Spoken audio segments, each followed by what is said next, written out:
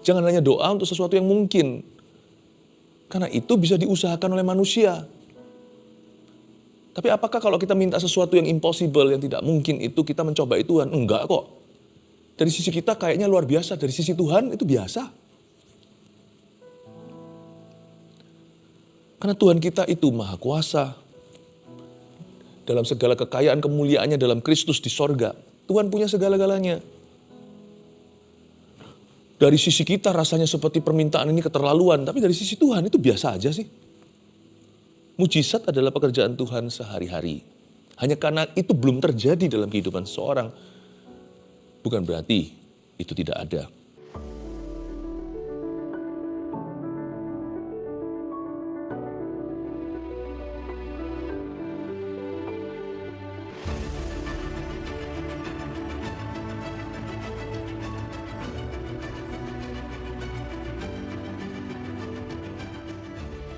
Shalom keluarga Saat Teduh Bersama. Saya percaya hari ini Tuhan sudah menunggu-nunggu kita. Dan tentunya kita semua punya beban doa yang kita mau bawa. Begini nanti dicatat saja. Ya, ditulis di kolom komentar atau di live chat. Setelah itu kita akan fokus untuk memuji-muji Tuhan lebih dulu. Agar hati kita sungguh-sungguh menyatu dengan Tuhan Yesus. Sebab engkau hanyalah sebatas doa. Dan kami tahu Tuhan adalah Allah yang menjawab doa umatnya yang siang malam berseru-seru kepadamu, meminta keadilan, memohon belas kasihan. Tuhan, sebab Engkau adalah Tuhan yang menjawab doa, karena itu hati kami gembira, bahagia ketika di dalam hadirat Allah. Kami bukan di hadapan sebuah benda mati atau hanyalah manusia, tapi di hadapan Allah yang tidak kelihatan, namun begitu nyata dalam kehidupan anak-anaknya. Tuhan, mari ajari kami firman-Mu. Buka mata rohani kami untuk melihat sesuatu yang Kau rindukan, kami bisa mengerti. Sembunyikan hamba di balik salib-Mu selalu dalam nama Yesus. Haleluya. Amin. Hari-hari ini ada satu kalimat ini muncul di hati saya seperti Roh Kudus taruh di situ, yaitu kamu bisa berdoa untuk apa saja. Ya, itu yang menjadi judul tema pembahasan kita hari ini. Tapi itu sendiri suatu rema tersendiri. Kamu bisa doa untuk apa saja, coba bayangkan. Tidak ada batasan. Dan tidak ada yang namanya, tidak ada ruang hampa. Semua ada dalam jangkauan Allah. Kau dan aku bisa berdoa untuk apa saja di hidup ini. Matius 21 ayat 18-22. Saya bacakan keseluruhan. Lalu baru setelah itu saya bahas ayat per ayat. Ini tentang Yesus mengutuk pohon ara. Pada pagi-pagi hari dalam perjalanannya kembali ke kota, Yesus merasa lapar. Dekat jalan ia melihat pohon ara, lalu pergi ke situ. Tapi ia tidak mendapat apa-apa pada pohon itu selain daun-daun saja. Katanya kepada pohon itu, engkau tidak akan berbuah lagi selama-lamanya. Dan seketika itu juga keringlah pohon ara itu. Melihat kejadian itu tercenganglah murid-muridnya, lalu berkata, bagaimana mungkin pohon ara itu sekonyong-konyong menjadi kering? Yesus menjawab mereka, aku berkata kepadamu, sesungguhnya jika kamu percaya dan tidak bimbang, kamu bukan saja akan dapat berbuat apa yang kuperbuat dengan pohon ara itu. Tapi juga jikalau kamu berkata kepada gunung ini, beranjaklah dan tercampaklah ke dalam laut, hal itu akan terjadi. Dan apa saja yang kamu minta dalam doa, dengan penuh kepercayaan kamu akan menerimanya. Ayat 22, bolehkah kita baca bersama-sama dengan suara keras, sekalipun saya tidak bisa mendengarkan Anda, tapi percayalah Tuhan dengar suaramu. Dan terutama, Anda harus dengar suara sendiri. Sebab iman timbul dari pendengaran oleh firman Kristus di mulut kita sendiri. Mari kita baca sama-sama 2, 3. Dan apa saja yang kamu minta dalam doa dengan penuh kepercayaan, kamu akan menerimanya. Ayat ini tidak berkata kamu mungkin menerimanya, tapi kamu akan. Iman tuh gak boleh ragu. Jadi sebenarnya resepnya sederhana. Iman, tidak ragu, doa, boom, sesuatu akan terjadi. Apakah ini suatu rumus yang bisa di-repeat, diulang-ulang terus sekehendak kita? Nah, disinilah twistnya. Ya, kita tidak boleh meminta sesuatu yang mendukakan hati Allah. Atau yang menentang firman. Janganlah pakai doa untuk berdosa. Nah, nanti saya akan jelaskan ayat per ayat. Mari kita sekarang lihat ayat 18 lebih dulu. Dan pagi-pagi hari dalam perjalanannya kembali ke kota, Yesus merasa lapar. Jadi latar belakang cerita ini adalah Yesus sedang lapar. Tuhan Yesus lagi traveling. Saya sendiri kalau traveling, kalau itu melelahkan. Ya, melelahkan. Jadi kita perlu juga untuk makan jikalau tidak sedang puasa. Pada pagi-pagi hari dalam perjalanan Yesus kembali ke kota, Tuhan Yesus merasa lapar. Pagi-pagi hari berarti di sini sarapan. Apa yang kita bisa petik dari ayat 18? Ini adalah cikal bakal Yesus mengutuk pohon ara. Gara-gara waktu Tuhan cari buah pada pohon itu nggak ada. Tuhan bukannya mau kutuk pohon itu, tapi Tuhan cari makanan. Pohon itu kan harusnya berbuah dan harus menghasilkan buah pada musimnya. Dan Yesus cari di situ buahnya nggak ada. Dari cerita ini kita mengerti sesuatu. Sebelum kuasa didemonstrasikan lalu Yesus mengutuk pohon ara, seketika itu juga langsung kering kerontang, langsung sampai ke akarnya mati. Alasannya sederhana loh. Hanya demi sarapan. Saya rasa Tuhan Yesus sengaja adakan ini karena mau memberikan pelajaran tentang doa kepada murid-muridnya. Jadi Tuhan tidak memakai kuasa untuk perkara-perkara kecil. Tapi memang Yesus itu Injil berjalan. Apa yang Yesus lakukan, tindak tanduknya, semua itu adalah doktrin kita. Tapi di ayat 18 ini saya dapat sesuatu. Tidak perlu suatu alasan hidup dan mati, baru Anda berdoa. Meminta sesuatu kepada Tuhan. Dan Tuhan tidak melihat, yang kamu minta itu loh gak penting-penting sekali. Bukan hidup dan mati. Sudahlah jangan repotin aku. Enggak tuh. Dari ayat 18, perkara sederhana pun karena Tuhan cinta kepada anak-anaknya, itu dianggap penting oleh Tuhan. Bahkan Tuhan mau menggunakan kuasanya untuk menjawab doa kita yang paling sederhana, untuk alasan kita yang paling simple. Mungkin bagi orang lain berkata, gak usah repotkan Tuhan, gitu-gitu aja kok sedikit-sedikit berdoa. Saya dulu pernah dicemoohkan orang waktu saya baru-baru bertobat. Seseorang pernah berkata, kamu kenapa sedikit-sedikit berdoa? Sedikit-sedikit berdoa, saya sempat tertuduh. Lalu saya masuk hadirat Allah malam harinya. Saya ngomong sama Tuhan begini, Tuhan maaf ya, sorry ya. Aku merepotkan sekali ya, aku ini manja sekali ya. Bukan apa sih Tuhan, tapi aku ini kan memang sejak bertobat, aku tuh bergantung padamu. Engkaulah satu-satunya pengharapanku, kalau nggak minta sama Tuhan, minta sama siapa? Waktu itu saya kan seperti mengeluh. Saya tidak harapkan akan terjadi jawaban. Saya kira saya hanya curhat satu arah. Ternyata Tuhan itu luar biasa loh. Saya dikasih firman di Perjanjian Baru, ayatnya bukan di sini. Salah satu surat Paulus berkata begini, janganlah cemas hatimu.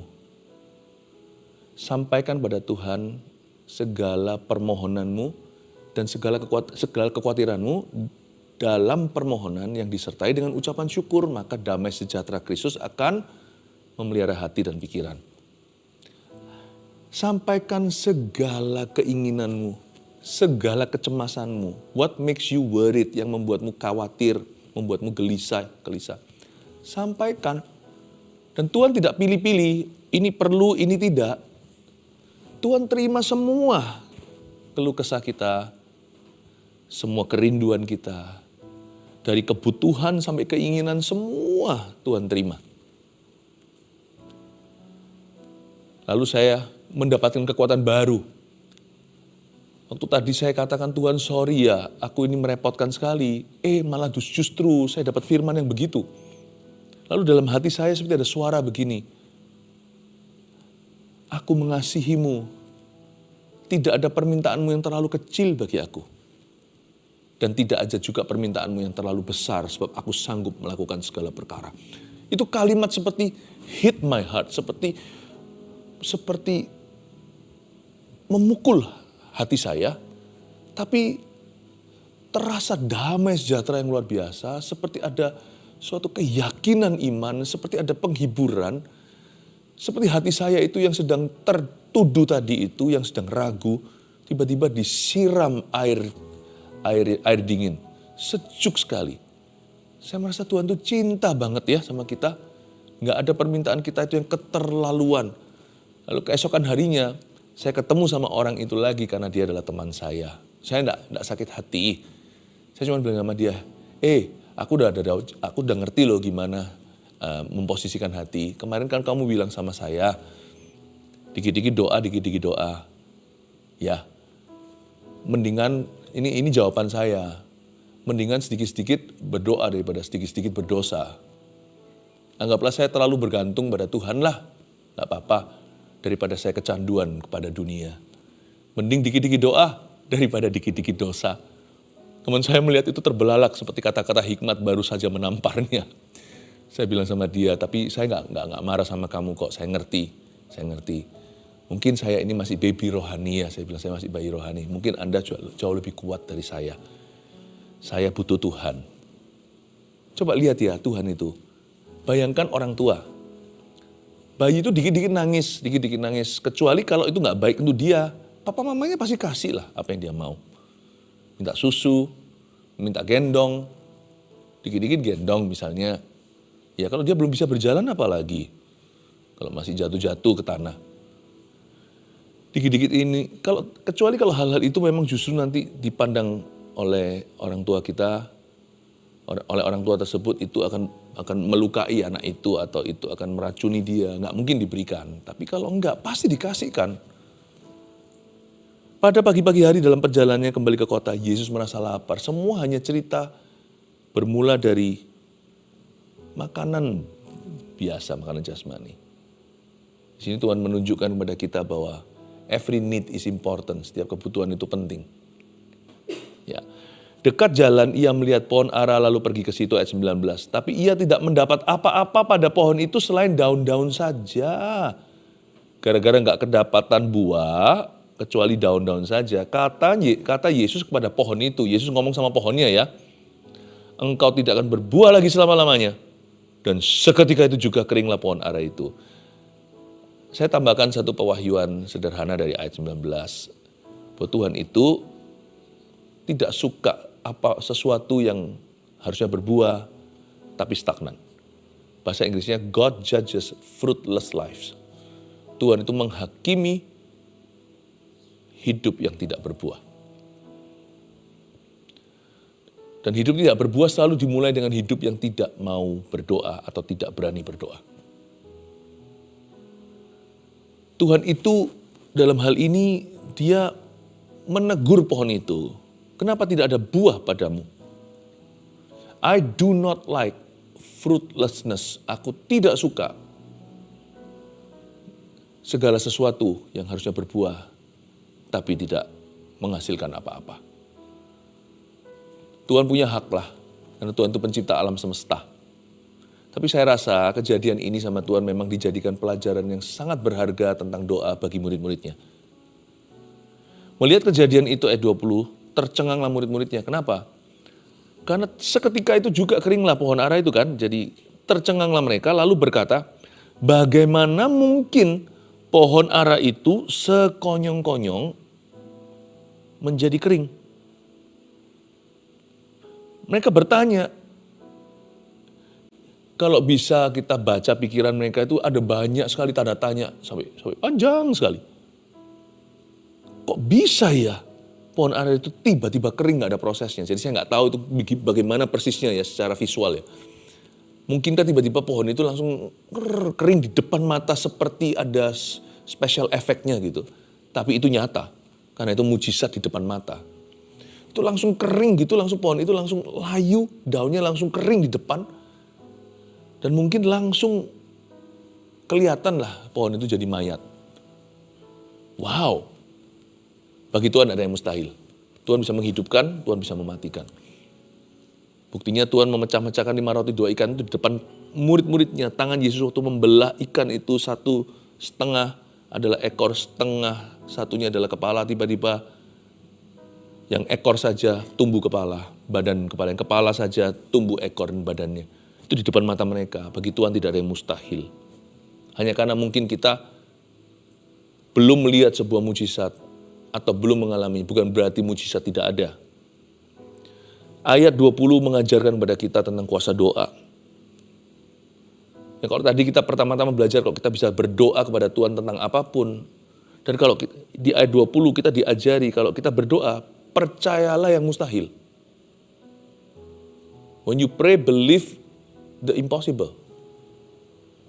Bagaimana mungkin, pertanyaannya para rasul itu jadikan juga patokan iman kita. Jangan hanya doa untuk sesuatu yang mungkin. Karena itu bisa diusahakan oleh manusia. Tapi apakah kalau kita minta sesuatu yang impossible, yang tidak mungkin itu kita mencobai Tuhan? Enggak kok. Dari sisi kita kayaknya luar biasa, dari sisi Tuhan itu biasa. Karena Tuhan kita itu maha kuasa. Dalam segala kekayaan kemuliaannya dalam Kristus di sorga. Tuhan punya segala-galanya. Dari sisi kita rasanya seperti permintaan ini keterlaluan. Tapi dari sisi Tuhan itu biasa aja sih. Mujizat adalah pekerjaan Tuhan sehari-hari. Hanya karena itu belum terjadi dalam kehidupan seseorang. Bukan berarti itu tidak ada. Kata bagaimana mungkin pohon ara itu sekonyong-konyong menjadi kering di ayat 20. Bagaimana mungkin? Jangan hanya minta yang mungkin. Kalau berdoa, mintalah yang tidak mungkin. Boleh nggak? Boleh. Karena bagi Tuhan itu biasa aja. Makanya kita perlu beriman bahwa Tuhan itu penuh dengan kuasa. Kita perlu percaya bahwa Tuhan mendengar doa. Ayat 21, Yesus menjawab mereka, aku berkata kepadamu, sesungguhnya jika kamu percaya dan tidak bimbang, ini bagian kita, ini bukan bagian Tuhan. Jika kamu percaya dan tidak bimbang, percaya dan tidak bimbang, percaya dan tidak bimbang, sama dengan doa yang penuh dengan iman, faith-filled prayers. Doa itu jangan basa-basi. Doa itu bukan metodenya suara kecil, suara keras. Tapi doa kalau sungguh-sungguh nggak mungkin basa-basi. Dan kalau doa kita harus konsentrasi. Doa tidak sama dengan bertapa atau meditasi. Tapi juga nggak boleh sambil doa seperti orang latah, asal bunyi. Lalu setelah itu kita lupa, tadi sudah didoakan belum ya? Seperti doa makan, kita ulangi lagi padahal tadi sudah. Memang bukan meditasi. Karena kita merenungkan firman. Tapi waktu doa itu kita berbincang-bincang dengan yang paling mulia di dunia ini. Pastikan kita waktu ngomong sama seseorang itu lihat ke mata. Pastikan kalau kita sedang berbicara dengan seorang yang penting, kita tidak menyambinya sambil lakukan hal yang lain. Makanya doa itu perlu fokus. Karena yang kita ajak bicara itu Yesus. Sesungguhnya jika kamu percaya dan tidak bimbang menunjukkan sikap doa, bukan imannya sempurna, iman boleh, size-nya hanya biji sesawi saja, tapi harus bulat hati. Makanya doa itu perlu persiapan hati. Waktu kita berdoa, kita harus sungguh-sungguh. Nehemia ketika dia ketemu raja, meminta izin untuk kembali ke tanah airnya, untuk membangun tembok Yerusalem yang runtuh, dia nggak bisa rame-rame. Dia doanya di dalam hati karena dia pegawai di istana yang tidak percaya Tuhan itu, dan dia berdoa di dalam hatinya. Tapi andai kata dia bisa, dia pasti berdoa dengan keras-keras. Cuman kan nggak boleh, nggak pada tempatnya. Sedangkan para rasul ketika di rumah, ketika mereka setelah diancam oleh Sanhedrin atau mahkamah agama, mereka dengan kawan-kawan mereka berdoa sampai goyang itu loh tempat doanya. Apa kata Alkitab? Mereka berseru dengan lantang dengan suara keras. Kalau saya bisa pilih doa dengan suara kecil atau suara keras, suara lembut atau suara keras, saya pilih suara keras. Tapi bukan pada metodenya. Jikalau hal itu tidak mungkin, Tuhan tetap dengar doa kita. Maka kita hanya berdoa secara keras di hati. Yang pasti doa mesti konsentrasi. Itu maksudnya percaya dan tidak bimbang, bukan berarti size iman. Percaya dan tidak bimbang itu bicara tentang kebulatan hati. Sesungguhnya jika kamu percaya dan tidak bimbang, kamu bukan saja akan dapat berbuat apa yang kuperbuat dengan pohon ara itu.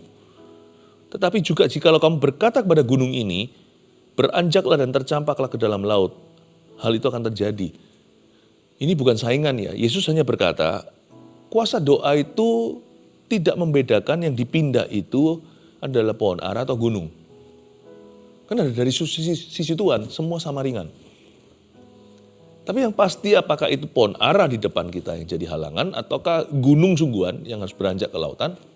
When you pray to God, focus on God. Fokuslah pada Tuhan. Jangan fokus pada dirimu sendiri.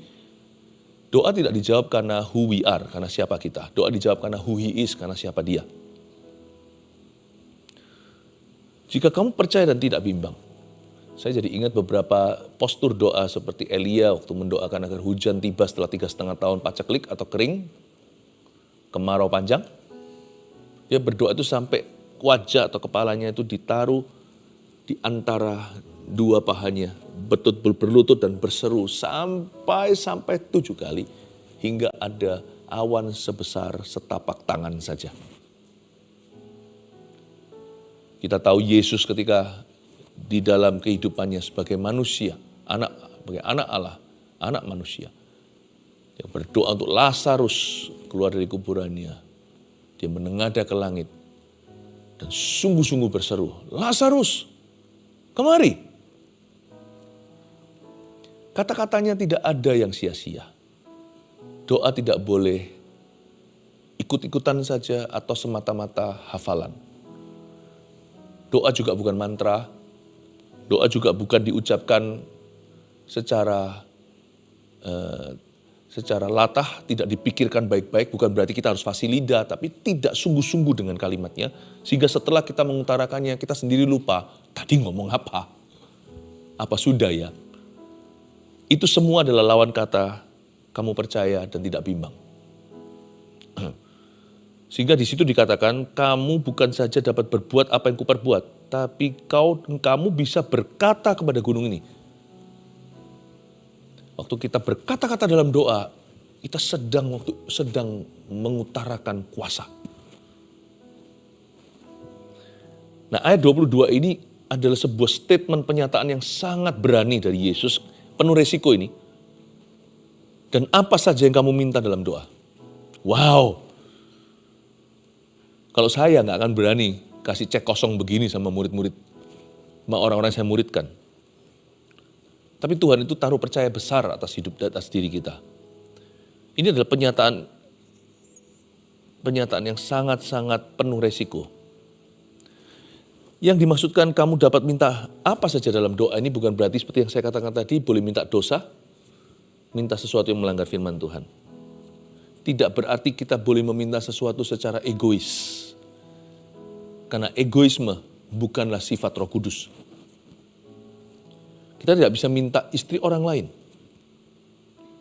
Atau hak milik orang lain atau suami orang lain. Kita tidak bisa minta apa yang menentang kehendak Tuhan. Itulah sebabnya kalau kita berdoa, kita harus benar-benar selaraskan doa kita itu sama hatinya Tuhan dulu. Makanya saya senang sekali kalau mau doa syafaat, itu saya taruh agak belakang. Saya akan terlebih dahulu gali firman, supaya hati saya itu dikuasai dan ada rambu-rambu lalu lintasnya. Dan belum lagi, waktu saya baca firman itu saya terima rema, iman saya jadi nyala, iman saya dibangun lebih dulu. Itu bukan pemanasan ya, tetapi dari mana doa saya dapat peluru kalau bukan dari firman Tuhan. Kenapa saya memuji Tuhan dulu? Supaya hati saya tidak menggagahi langit-langit doa saya. Saya memuji Tuhan dulu supaya Tuhan bertata di atas pujian saya. Berarti biar Tuhan mengatasi tubuh jiwa roh saya. Supaya bukan kehendakku yang terutama, tapi kehendak Tuhan yang jadi. Kalau saya punya spirit seperti itu, penundukan diri yang baik seperti itu, doa saya pun akan penuh dengan percaya diri, akan penuh dengan confidence. Dan doa saya pasti penuh dengan kuasa. Dengan sendirinya, tidak perlu mengingatkan diri, kalau firman sudah ada dalam hati, dia akan menjadi pelita yang menjagai. Dia akan menjadi terang yang membimbingmu. Dan kalau kita sudah memuji Tuhan lebih dulu, menyembah Tuhan, itu rasanya kita sudah connect sama Tuhan.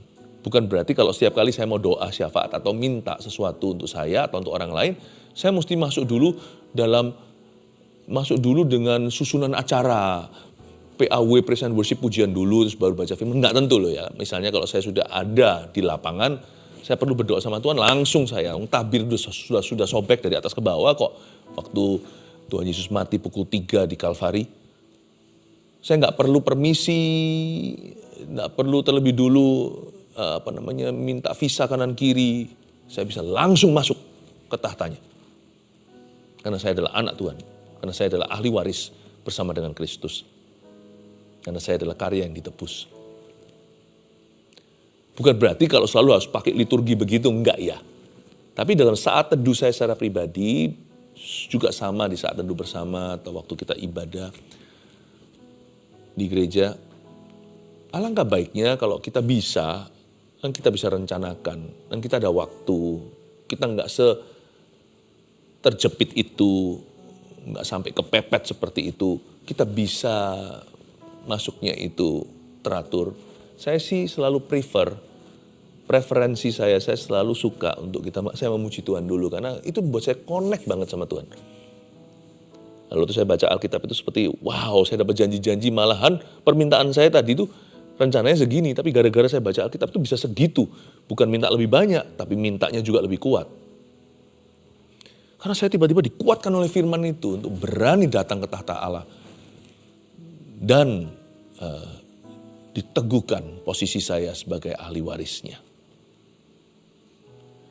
Dan apa saja yang kamu minta, dengan penuh kepercayaan ini, saya sudah jelaskan tadi penuh kepercayaan itu harus seperti apa, tapi saya rangkumkan gini aja, dengan penuh kepercayaan itu berarti doa itu yang lahir dari real and genuine faith ya, iman yang nyata ya, iman yang tulen ya, tulus sungguh-sungguh, hati yang tulus dan tulen sama Tuhan ya. Itu powerful sekali doa seperti itu. Jarang saya lihat atau bahkan alami doa seperti itu nggak terjawab. Doa itu sebenarnya gampang terjawab. Yang buat susah itu hati sendiri. Rumit, tidak jujur, tidak apa adanya sama Tuhan. Sebenarnya doa kalau dengan penuh kepercayaan itu doa yang termudah. Itu artinya doa apa adanya, tidak dibuat-buat, percaya bilang percaya, nggak percaya bilang tolong Tuhan, kuatkan aku yang kurang percaya ini. Itu pun lihat di kitab Injil ada seorang yang begitu, tetap terima mujizat. Dan Alkitab berkata, kamu akan menerimanya. Ini luar biasa loh. Ini justru menjadi kalimat terakhir ini, kamu akan menerimanya ini justru bisa menjadi patokan kita doa atau bisa menjadi motivasi. Doa itu harus penuh ekspektasi. Manusia itu kadang-kadang double standarnya itu nggak jelas. Kalau kita minta sama orang misalnya, minta tisu ya Pak, atau minta tolong ya ambilkan pena.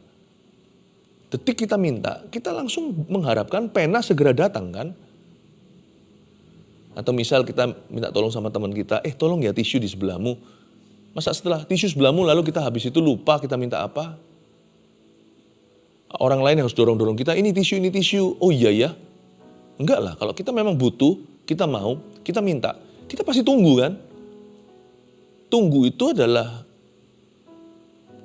bukti bahwa kita ekspektasi kan. Loh, ayo ambilin tisunya. Kok nggak datang-datang, kita tunggu. Kita kalau minta, kita langsung berharap untuk menerima.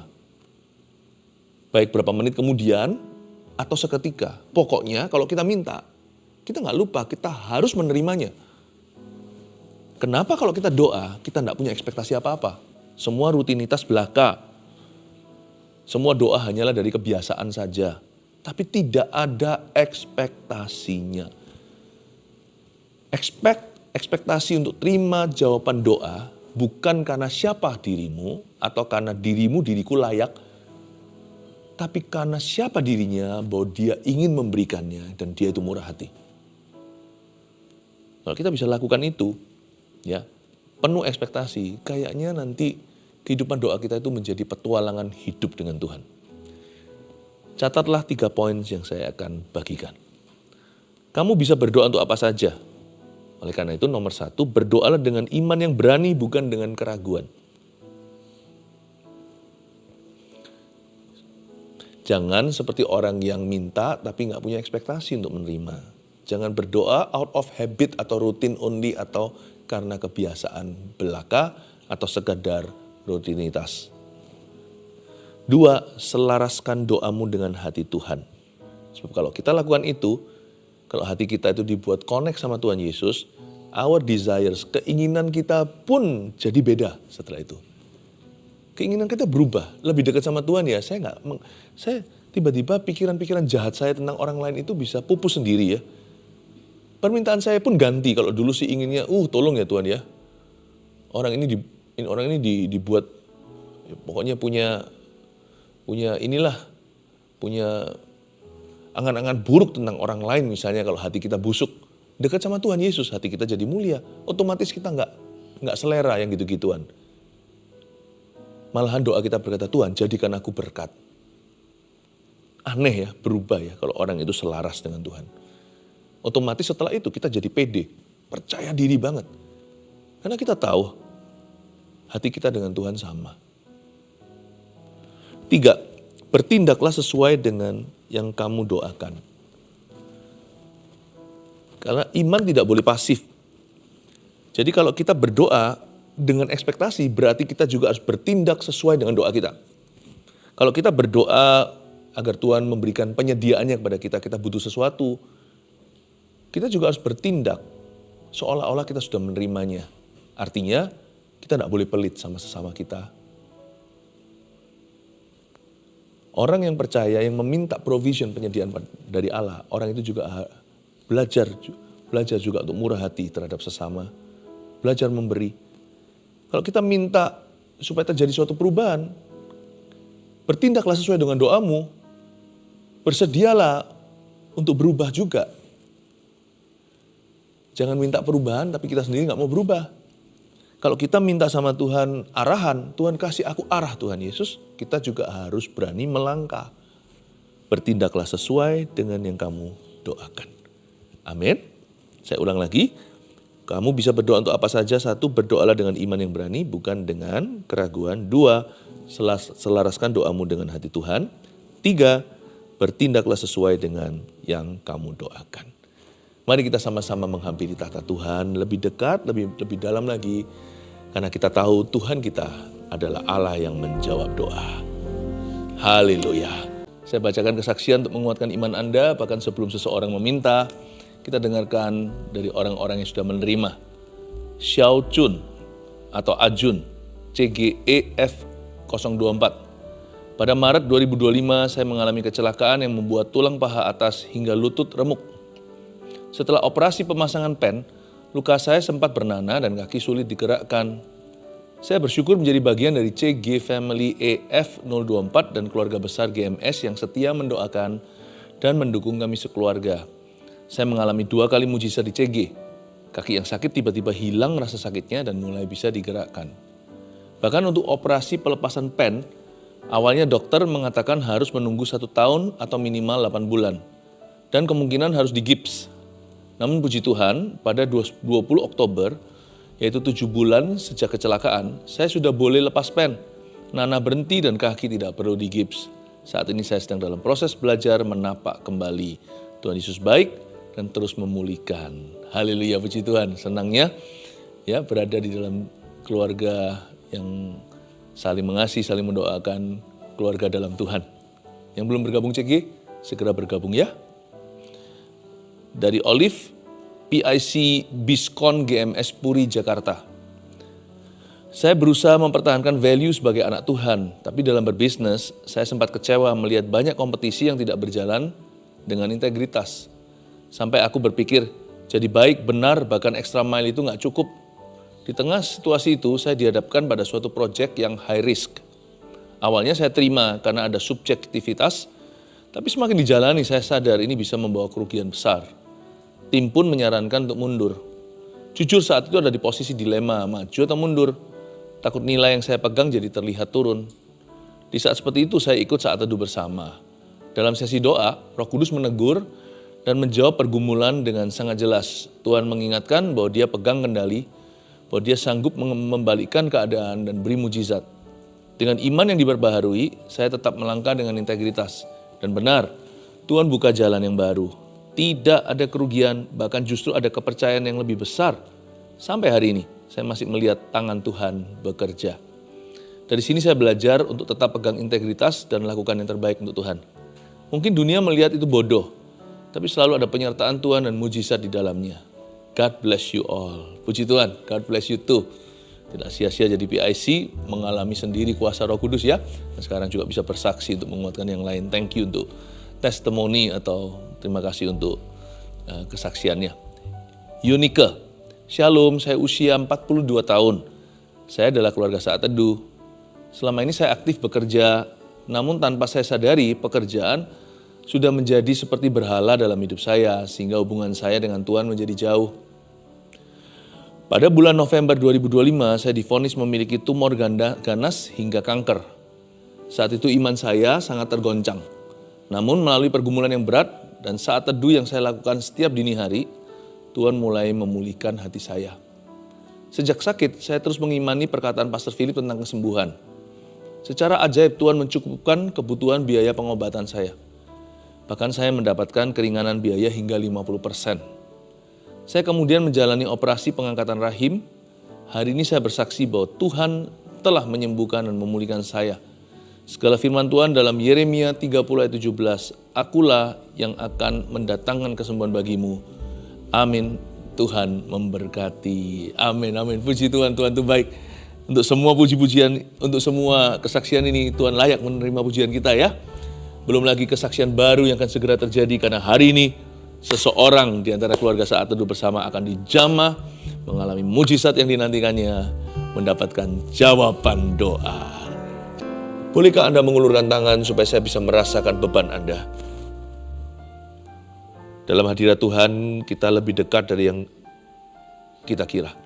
Sekalipun kita berjauhan mungkin secara geografi. Anda di rumah Anda, kami di sini. Tapi kita di hadirat Tuhan yang sama, semua terasa peka. Saya bisa merasakan kebutuhan-kebutuhan yang begitu banyak. Bahkan ada orang letih, lesu, berbeban berat pun kami turut merasakan.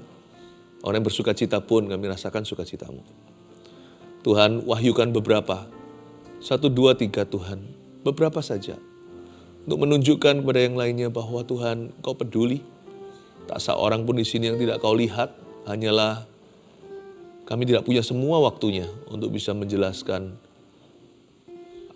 apa yang Tuhan, apa saja yang dibutuhkan oleh orang. Dan cerita setiap orang tidak mungkin bisa kami bahas di sini. Setiap kebutuhan tidak mungkin bisa disebut satu persatu. Tapi Tuhan melihat masing-masing orang sekarang per individu. Real time, detik ini juga, masing-masing dapat perhatian 100% dari Roh Kudus. Tuhan terima kasih, mengucap syukur kepadamu.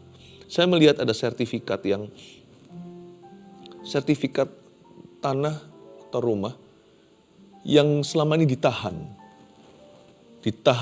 oleh pihak tertentu, bukan perbankan. Itu dikembalikan ke Anda. Akhirnya sengketa itu selesai atau pertikaian sengit itu sudah sampai sini. Entah apa yang terjadi, Anda tidak usah tahu. Tuhan menggerakkan orang-orang di sana. Pihak tersebut mengembalikan sertifikat ini. Setelah saya mengatakan ini, Anda akan alami ini di dalam nama Tuhan Yesus Kristus. Sehingga Anda bisa menjualnya itu untuk menutup hutangmu, bahkan untuk bisa memodali kerjamu. Terima kasih Tuhan untuk seorang yang menerima mujizat itu. Kembalinya sertifikat propertinya di dalam nama Yesus Kristus. Kayaknya ini urusan keluarga. Tuhan terima kasih karunia-Mu besar untuk kami. Ada satu orang yang handphonenya rusak. Dia punya casing itu warna seperti pink-pink gitu, ada bling-blingnya. Handphone ini bukan untuk mainan buat Anda, tapi ini untuk pekerjaan Anda. Anda punya kerjaan untuk orderan-orderan online yang Anda kirim-kirimkan. Apakah Anda, itu home industry yang Anda lakukan. HP Anda rusak dan sekarang ekonomi lagi lesu. Untuk Anda beli lagi segalanya. Tuhan akan memberikan kepadamu HP itu. HP yang baru dari seseorang yang tidak kau duga. Jadi please casingnya jangan Anda buang dulu, karena tinggal ganti isinya nanti, ya. HP yang sama, tapi baru Tuhan berikan kepadamu. Tuhan mengasihimu. Makasih Tuhan, mengucap syukur kepadamu. Saya melihat kaki seseorang bengkak sekali, sampai hitam-hitam, sampai biru-biru begitu. Dalam nama Yesus, aku tengking sakit penyakit itu, kempis sekarang ketika aku mengatakannya, dan berjalan. Mati rasanya pun hilang di dalam nama Yesus, Tuhan Yesus. Engkau yang menyuntikkan kesembuhan di dalam badannya. Aku patahkan sakit penyakit keturunan ini. Bukan dia seorang, atas sudah pernah yang sakit beginian. Aku patahkan dalam nama Yesus, kutuk tidak bisa diturunkan lagi. Dalam nama Yesus. Tuhan, dengarkan doa umat-Mu, baik yang sakit maupun dalam pergumulan keuangan. Aku berdoa di dalam nama Yesus satu persatu Tuhan, dan termasuk mereka yang memohonkan keturunan. Tuhan yang membagi-bagikan. Kasih karunia-Mu tak terbatas, tak pernah habis, tak pernah kurang. Setiap orang dapat mujizat satu persatu, segala sesuatu Kau curahkan pun Kau tidak akan pernah kehabisan. Sebab sumber daya-Mu di sorga tak terhingga ya Bapa. Terima kasih dalam kekayaan dan kemurahan-Mu, dalam kemuliaan-Mu dalam Kristus. Kami ini tidak kekurangan sebab Engkau adalah gembala kami. Dalam nama Yesus bersyukur kepadamu.